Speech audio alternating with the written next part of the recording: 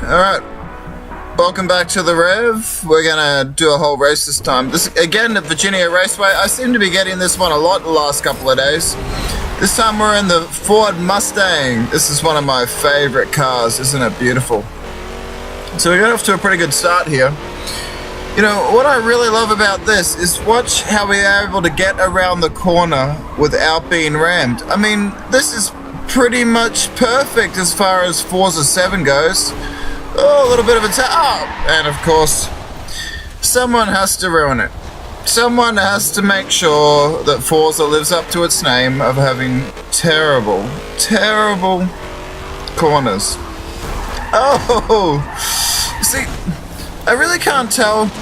Is this guy just a really bad driver or a really big jerk? Or a little bit of both? Anyway, we get to do my favorite thing. Catch up to all the other cars from last place. Don't you just love this? But good news is, just one corner later and we're already back up to 11th from 13th out of 13. 10th, and we're going past little Mazda. I think it's an RX-3 or something. That's the guy who caused the big pile up.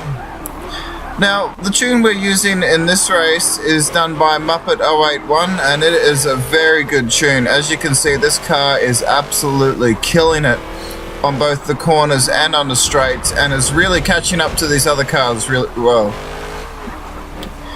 Now, you've probably noticed that I drive with the braking lines on. I just find that it makes it a lot easier to know when to brake, but if you look very carefully, I don't actually brake or accelerate exactly when it tells me to. That's because I just use it as a guide. If you follow it to the T, you're actually going to find you'll handle very well, but you'll go really slow around the track. So far we're in 7th place, so we're doing okay. Coming up onto the first corner on the second lap.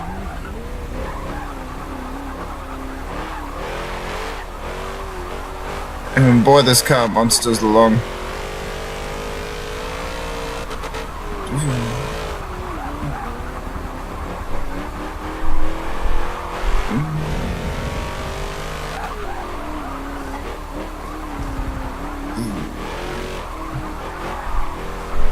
So as you might notice, I'm driving a little bit better than I was last time on this same track. That's partly because it's dry and partly because of the car. This track, Virginia Raceway, isn't too bad on the dry in some configurations. I still find it to be very annoying to drive. Oh, took that a little bit wide. But it's not too bad. And this actual configuration in the dry is kind of fun. It's kind of like a twistier version of Road Atlanta.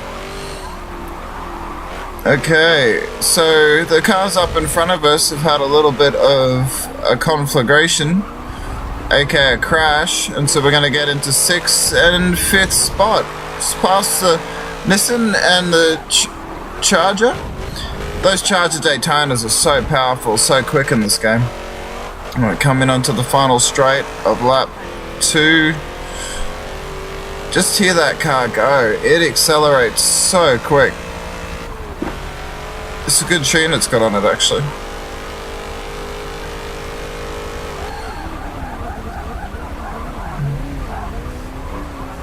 Hear that helicopter flying overhead. It's one of the things I've done really well in this Forza 7 is I've created quite an authentic racing experience with what goes on around you. I mean, I think was it Sonoma? No, not Sonoma. On Suzuka, one of the tracks, one of the cameras falls down as you drive past to get a better view of you. It's kind of cool to watch. Can be distracting the first couple of times you see it. Ooh. See, one of the keys of racing is to hit the apex, and what you just saw back there is the exact opposite of what you need to do. Let's see if we can do it a little bit better coming into this corner here. No, failed almost completely. That's alright. We're gaining on spot number 4 now.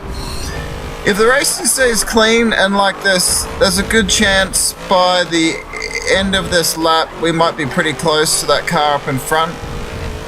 We'll just have to wait to get closer to see what it is. See, that's a bit better. Alright, now, the Nissan here, watch this.